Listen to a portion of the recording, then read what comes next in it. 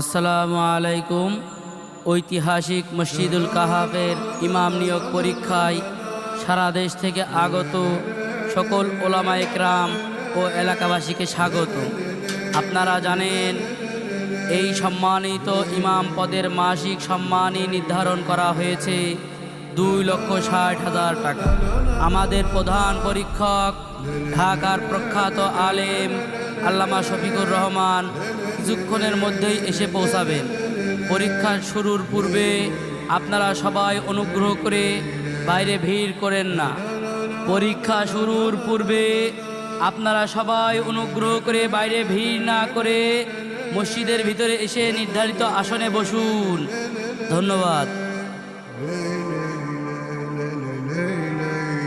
ভাই শুনেছেন, 1 মাসের বেতন 2,60,000 টাকা। টাকার কথা শুনে তো আমার বুকটার ভিতরে মোচড় মেরে উঠছে।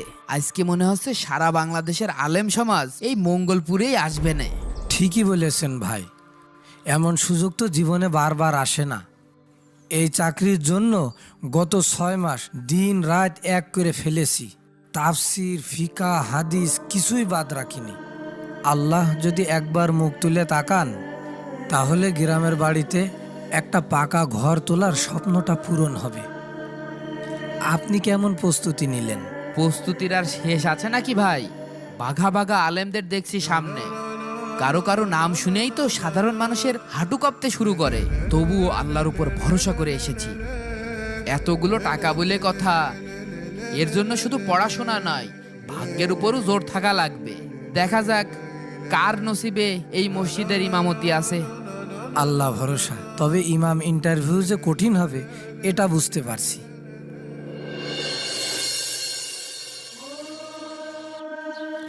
শোন রফিক, কোনো ভয় নেই। ঢাকা থেকে যিনি আসছেন তিনি খুব কড়া আলেম, কিন্তু তোর জন্য সব ব্যবস্থা পাকা।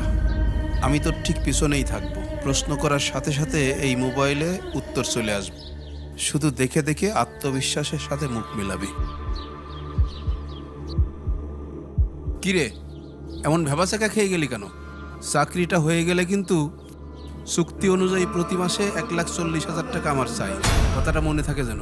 চাচা, মসজিদের বেতন তো 2,60,000 টাকা। সেখান থেকে যদি আপনি 1,40,000 টাকা নিয়েই নেন, তাহলে আমার কাছে আর থাকে আর কি, মাত্র 1,20,000। কি তোর নিজের কোনো যোগ্যতা আছে এই মসজিদে ইমামতি করার? আমি আসি বলে আজ তুই এই ইন্টারভিউ পর্যন্ত আসতে পারিস, না হলে তুই তো এই মসজিদে